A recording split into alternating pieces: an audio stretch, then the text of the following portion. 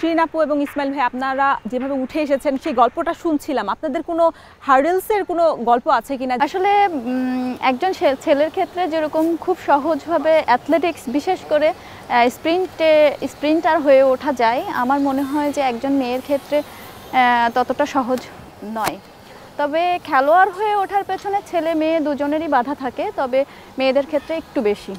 তো আমার ক্ষেত্রে ব্যতিক্রম কিছু ছিল না, আমার ক্ষেত্রে ঠিক একই রকমই ছিল এবং পরিবার, আত্মীয় স্বজন কিংবা গ্রাম সমাজ সব মিলিয়ে বাধাটা আমার জন্য বেশ কঠিন ছিল।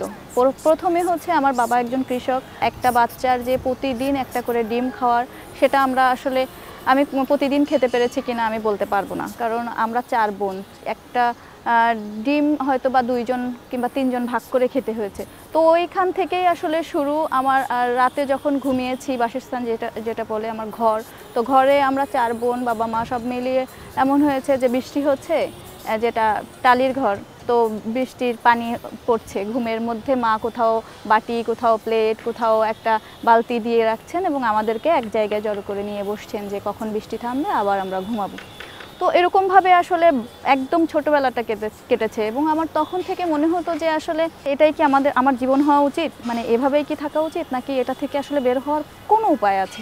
তো মেয়ে হয়ে জন্মগ্রহণ করেছি, এটার গণ্ডিটা কি বের হতে আমি পারবো কি পারবো না, এটার জন্য আমার কি করা উচিত।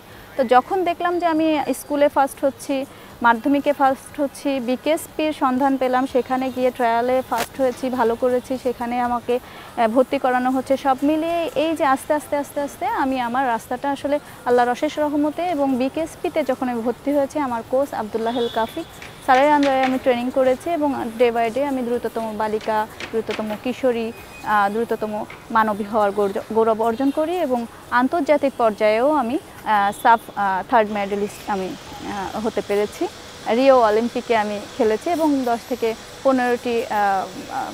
20টি হবে আন্তর্জাতিক টুর্নামেন্টে আমি অংশগ্রহণ করেছি। আমরা সবসময় মানে ভেবেই থাকি আসলে যে নারীদের ক্ষেত্রে অনেক বাধা বিপত্তি থাকে, ছেলেদের ক্ষেত্রে ততটা থাকে না, কিন্তু আসলে কি আপনার ক্ষেত্রে ততটা সত্যি কিনা? ছেলে মেয়ে দুইজনের ক্ষেত্রেই বাধা থাকে, বিশেষ করে অ্যাথলেটিক্সে। আমাদের বাংলাদেশে অ্যাথলেটিক্স কালচার নেই। মানুষ যারা সিভিল অ্যাথলেট আছে ওরা জানে না, বা নতুন একজন উঠে আসবে সেও জানে না যে অ্যাথলেটিক্স খেলাটা কী।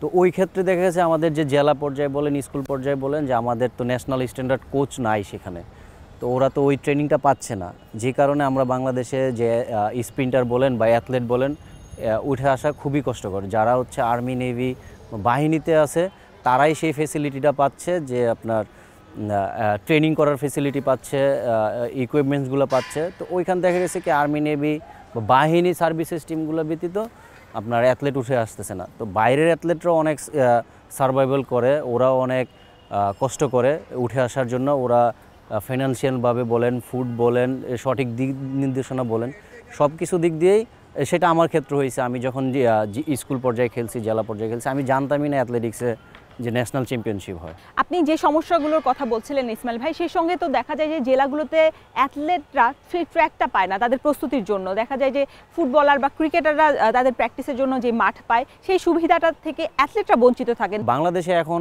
জেলা পর্যায়ে বলেন, বিভাগীয় পর্যায়ে বলেন, এখন অ্যাথলেটিক্সের প্রচলনটা হয়েছে বিভিন্ন, মানে যারা সিনিয়র প্লেয়ার ছিল তারা রিটায়ার্ড করে এখন এলাকায় আছে।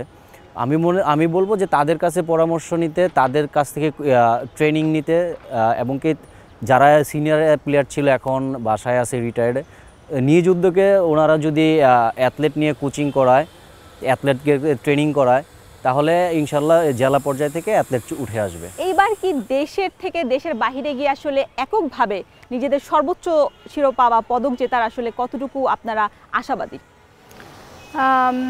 সাফ যেটা চ্যাম্পিয়নশিপ সেখানে এবং সাব গেমস, এই দুটোতে আমার যেটা 3rd মেডেল সেটা রয়েছে। এটা স্বর্ণ পদক করার জন্য যে পরিশ্রম করা দরকার, আদার্স যে ফ্যাসিলিটিগুলো রয়েছে সেগুলো যদি সম্পূর্ণ করা যায়, সব দিক থেকে পারফরমেন্সের জন্য ট্রেনিং একটা পার্ট, ফুড একটা পার্ট, ফুড সাপ্লিমেন্ট একটা পার্ট, ফিজিও একটা পার্ট, ডক্টর একটা পার্ট, কোচ একটা পার্ট, আদার্স অনেক কিছু আছে, যেরকম আপনার রিকভারি একটা পার্ট, মানে সব পার্টগুলো মিলে যদি আপনি ফুলফিল করতে পারেন, দেন আপনি আশা করতে পারেন বেস্ট পারফরমেন্সের। তবে সব কিছু ফুলফিল হলে ইনশাল্লাহ আমি আশাবাদী যে ইনশাল্লাহ নেক্সট যে সাব গেমস হবে, সাব চ্যাম্পিয়নশিপ হবে, সেখানে আশানুরূপ আমরা চেষ্টা করতে পারি এবং আমরা ভাবছি যে ইনশাল্লাহ ভালো কিছু হবে। ইসমাইল ভাই, আপনিও কি শিরিন আপুর মতো সাফের পদক দেখেন কিনা, নাকি আপনিও এর থেকেও বেশি অলিম্পিকে আসলে নিজের সর্বোচ্চ দেওয়ার চেষ্টা করবেন? আসলে আপাতত সামনে আমাদের সাফ অ্যাথলেটিক্স আর হচ্ছে সাব গেমস আছে। তো আমাদের টার্গেটটা আপাতত সাফ অ্যাথলেটিক্স আর সাব গেমস নেই। তা আমার হচ্ছে সাফ গেমসে হচ্ছে মূল টার্গেট। তা আমি গত সাব গেমসে 100 মিটারে 4 নাম্বার হয়েছিলাম। তা আমি যেই টাইমে দৌড়াইছি এখন আমার সেই টাইম থেকে আমি বেটার। তা আমি এখন একটা দীর্ঘমেয়াদী ট্রেনিংয়ের পরিকল্পনা আছে। তা আমি ওই দীর্ঘমেয়াদী ট্রেনিং করার পরে আমি যদি ওই সাব গেমস পর্যন্ত সুস্থ থাকি ইনশাল্লাহ, তা আমার টার্গেট থাকবে যে আমি 100 মিটারে ব্যক্তিগত সিলভার অথবা ব্রোঞ্জের পিক করার। তো বাকিটা যদি আল্লাহ সব কিছু সুস্থ রাখে ইনশাল্লাহ ওইটাই টার্গেট আছে।